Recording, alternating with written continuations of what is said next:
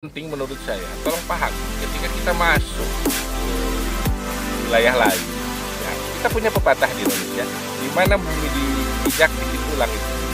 Saya pikir itu sudah cukup ya, ajaran dari nenek moyang kita untuk memegang teguh bahwa kita harus selalu beradaptasi dengan lingkungan yang baru dan melepaskan juga sedikit optimis kita untuk beradaptasi dengan yang baru. Kita menghapus identitas, tapi kita harus beradaptasi. Ya.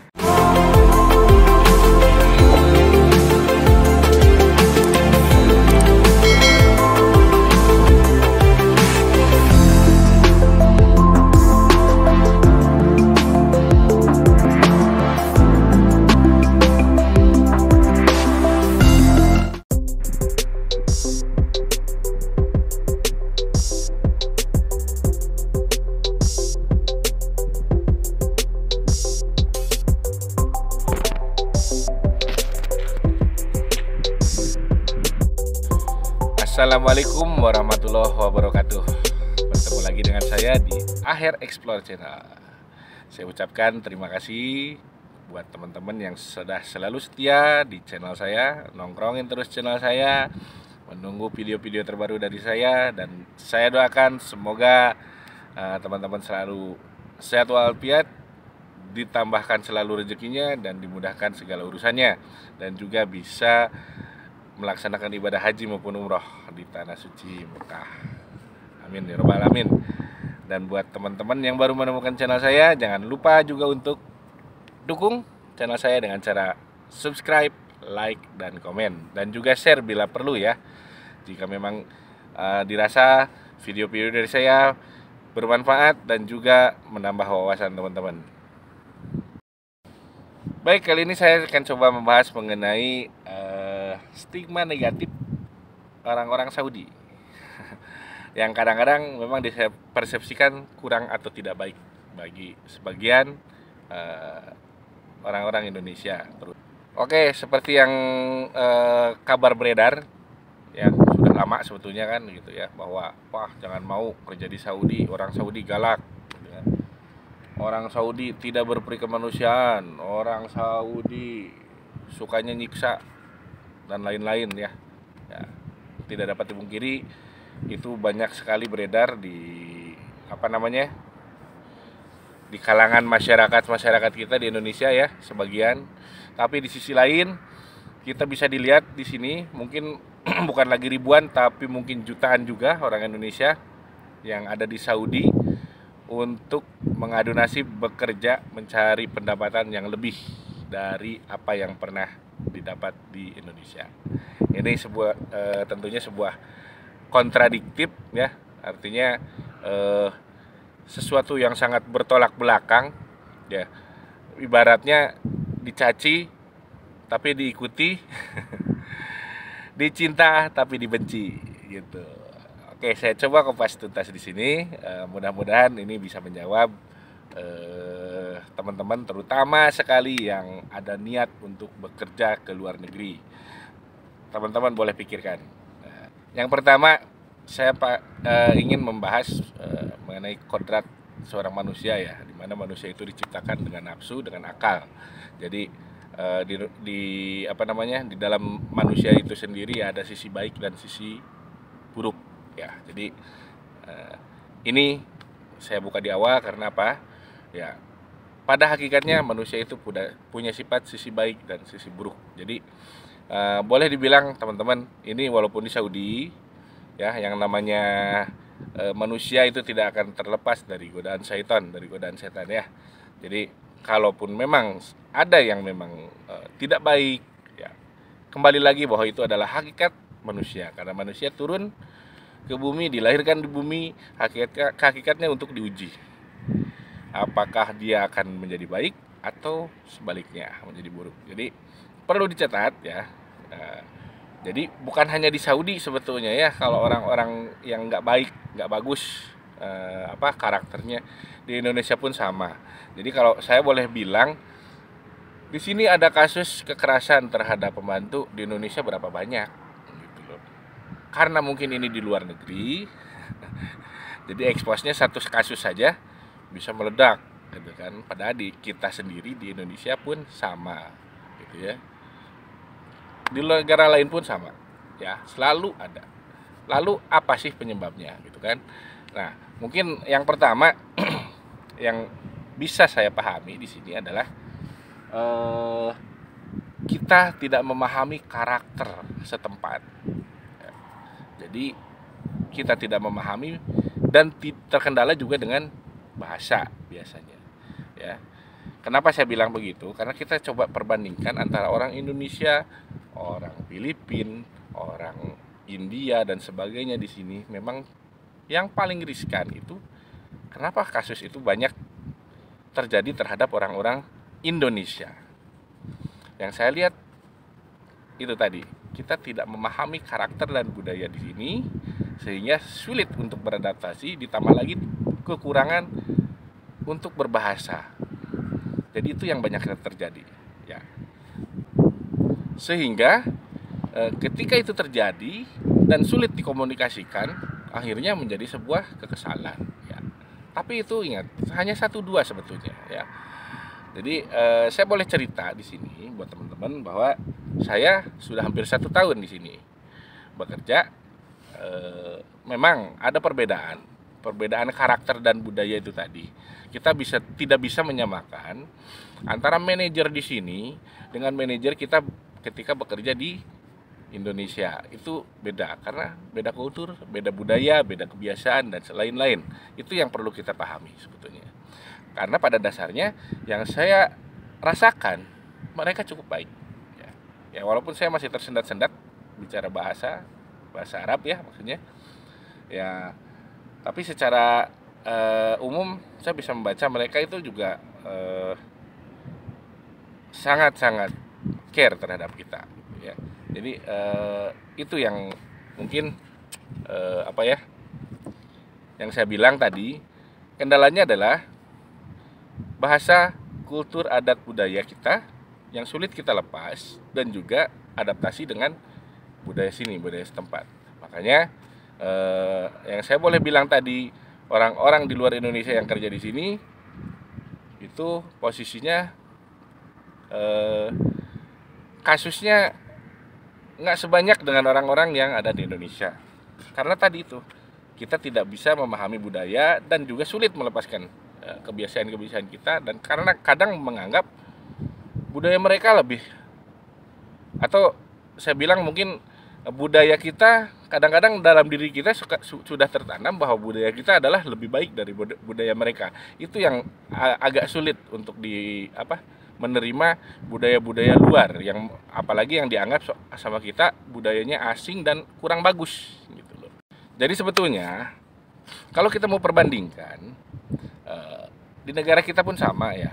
Ya, artinya begini, mungkin boleh dibilang merantau tapi masih dalam satu negara kita ya. Misalkan dari kota kecil, dari pelosok masuk ke Jakarta sebagai pembantu, misalnya pembantu rumah tangga. Nah, kemudian banyak kan ya, di kita juga ada aja yang masalahnya yang terjadi kekerasan, gaji tidak dibayar dan sebagainya. Cuma mungkin karena koridornya masih dalam negeri, penyelesaiannya ya gampang gitu, karena ditambah juga kitanya tahu istilahnya bagaimana menyelesaikannya dengan cepat gitu ya. Nah, sedangkan di sini kadang-kadang ketika terjadi masalah pun kita nggak tahu mau kemana ngadunya, ke siapa mau ngadunya. Apalagi kebanyakan yang berangkat menjadi tenaga kerja di sini rata-rata dokumennya lengkap tapi boleh dikategorikan sebagai tenaga kerja ilegal. Kenapa saya bilang ilegal? Karena sebagian besar yang berangkat dulu itu memakai visa ziarah, ya. Jadi mereka berangkat ke sini bukan untuk bekerja, sehingga tidak tercatat di negara kita pun sebagai tenaga kerja. Itu masalahnya.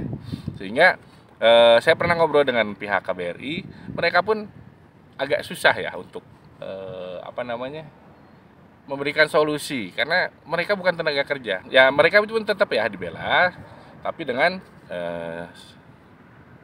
terbatas gitu. Artinya kita nggak bisa membela hak-haknya pekerja dan lain sebagainya karena mereka tidak terdaftar sebagai pekerja. Nah, bicara kebaikan orang-orang Saudi atau keburukan orang-orang Saudi, jujur sih kalau saya pertama yang saya lihat di sini, ini tips aja buat teman-teman. Saya lihat karakternya orang-orang sini itu mereka nggak mau ribet ya. Jadi begini teman-teman, ketika kita dianggap salah atau memang bersalah ya, orang sini cukup minta maaf, maalis, madam, babah atau apa ya nyebutnya gitu kan, ke majikan atau ke atasan ataupun mungkin ke kalau saya ke customernya, karena saya anggap orang tua murid itu sebagai customer karena saya tidak bekerja buat mereka. Cukup minta maaf dan tanpa alasan, nggak perlu minta alasan, mereka sudah clear. Mereka tidak akan memperpanjang masalah. Minta maaf, tapi orang sini tidak mau berdebat. Misalnya, baik saya minta maaf Bapak, Ibu, misalkan ya, ini saya pakai bahasa Indonesia aja nih, biar enak mencernanya. Saya minta maaf Bapak Ibu, tapi sebetulnya ini masalah ini sebetulnya salahnya anak Bapak misalnya. Karena bla bla bla bla. Ini yang harus dihindari. Jadi orang sini tidak mau berdebat, tidak mau muncul masalah-masalah baru. Ketika kita minta maaf, maaf kita tulus, tidak akan dipermasalahkan lagi. Mereka akan segera menjawab dengan cepat, tidak masalah, no problem. Itu yang saya alami semua. Ya, jadi nggak apa namanya. Tapi kan kebiasaan orang-orang kita kadang-kadang ya di Indonesia, kita minta maaf itu dengan syarat, bener nggak? Jadi misalnya gini, yang tadi saya bilang, saya mohon maaf, tapi sebetulnya, nah ini syarat itu namanya. Ya, jadi orang sini tidak mau, karena orang sini, makanya kalau dilihat orang sini sesama Saudi pun jarang bergaul. Yang saya dengar dari mereka itu untuk menghindari pergunjingan dan sebagainya, karena mereka sebetulnya memang sangat menghindari ya perdebatan, pergunjingan itu haram, mamnuh, nggak haram ya. Jadi kalau di kita kan kadang-kadang debat aja diperlombakan ya, kalau di sini debat itu dihindari gitu. Jadi dipahami juga buat teman-teman yang memang ada niat untuk bekerja di sini ya. Nah, mengenai kebaikan-kebaikan, nah, ini yang perlu justru saya saya share buat teman-teman. Jadi supaya tidak takut dan sebagainya. Di sini jujur, Pak, saya kalau orang Indonesia biasanya kan jalan kaki. Di samping sehat juga kita susah juga nyari motor di sini. Jadi kadang-kadang kita kalau mau belanja mau apa kita jalan kaki. Orang Indonesia biasanya begitu. Mereka jalan kaki. Ini saya beberapa kali nih kejadian jalan kaki ya kan, kadang-kadang tiba-tiba datang orang papasan, orang Saudi pakai mobil, kadang-kadang turun ngasih nasi, udah makan belum katanya. Ya mungkin karena kita lihat jalan kaki atau apa, saya entahlah ya, entah iba atau gimana. Dikasih nasi kapsah. Mungkin mereka bukan niat memberi, mungkin buat dia makan gitu ya. Tapi ketika kita lihat mereka lihat kita jalan, mereka berhenti ngasih nasi yang memang masih utuh, belum dibuka. Itu saya beberapa kali loh. Asli. Saya dapat dari ketika jalan kaki, orang-orang sini ya beri nasi gitu kan. Bukan saya aja, bahkan di sini kebanyakan orang-orang Bengali ya, orang-orang Bangladesh yang sapu-sapu jalan dan sebagainya. Mereka biasanya sengaja berhenti untuk ngasih sesuatu. Bukan hanya kalau di kita kan sedekah ya uang ya biasa. Sini kadang-kadang saya lihat nih dengan mata kepala sendiri ketika bawa mobil di belakangnya itu mereka sengaja berhenti ngasih makanan apa segala macam pada orang-orang yang biasanya punya jalan. Kemudian saya juga pernah bahkan sering sih saya kan kalau air itu nggak beli ya di sini, air minum biasanya nyari rumah-rumah yang sedekahan. Jadi kalau di sini kan banyak semacam dispenser air yang ditaruh di luar itu untuk sedekah air ya. Saya biasanya nyari yang begitu, lumayan menghemat soalnya di sini air mahal, lebih mahal daripada solar atau bensin ya. Saya cari isi ulang, saya ambil, saya jalan bawa tenteng. Itu bukan sekali dua kali, saya biasanya disuruh numpang kalau pas bawa. Kamu dari mana? Mau dari ngambil air, saya bilang. Rumah di mana? Saya tunjuk. Dia langsung buka pintu, silahkan katanya, saya kasih tumpangan gitu. Jadi orang sini sebetulnya ya sesimpel itu ya.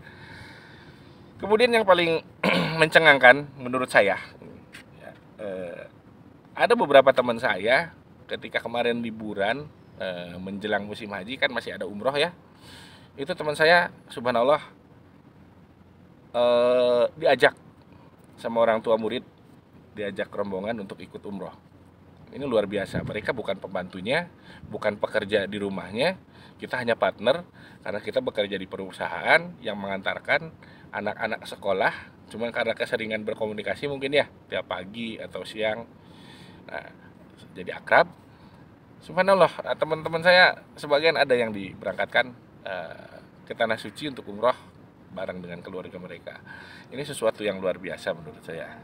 Kemudian satu lagi belum lama di masih musim libur ya, ini ada salah satu orang tua murid sengaja ngajak makan. Cuma waktu itu karena saya dan teman saya baru selesai makan, akhirnya kita cuma nongkrongnya di kafe. Kita cuma ngopi bareng, ngobrol. Nah, ini bisa disimpulkan sama teman-teman sendiri ya.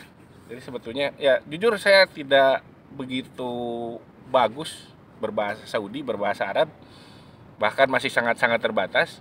Ya saya agak sedikit lancar berbahasa Inggris, mereka cukup senang bisa ngobrol dengan kita. Bahkan itu malam-malam teman-teman, sampai jam 2, setengah 2 ya baru pulang, setengah 2 malam dari habis isya ya di sini. Jadi seasik itu sebetulnya ya. Jadi teman-teman tolong dilepas gitu ya. Dan yang paling penting menurut saya, tolong pahami ketika kita masuk ke wilayah lain ya, kita punya pepatah di Indonesia, di mana bumi dipijak di situ langit dijunjung. Saya pikir itu sudah cukup ya, ajaran dari nenek moyang kita untuk dipegang teguh, bahwa kita harus selalu beradaptasi dengan lingkungan yang baru dan melepaskan juga sedikit atribut kita untuk beradaptasi dengan budaya-budaya setempat ya. Bukan menghapus identitas, tapi kita harus beradaptasi itunya ya. Baik teman-teman, segitu aja vlog kita hari ini ya. Walaupun hanya sebatas ngomong begini ya, tidak ada informasi visual yang bagus ya, tapi mudah-mudahan obrolan saya pagi ini punya manfaat, terutama bagi teman-teman yang berniat untuk bekerja intinya di sini. Jadi siapkan mental teman-teman, siapkan juga adaptasi budaya teman-teman. Insya Allah kita akan di sini akan merasa nyaman lah ya intinya. Baik, saya tutup vlog hari ini ya. Jangan lupa untuk like, comment, dan subscribe ya. Billahi taufiq wal hidayah. Wassalamualaikum warahmatullahi wabarakatuh.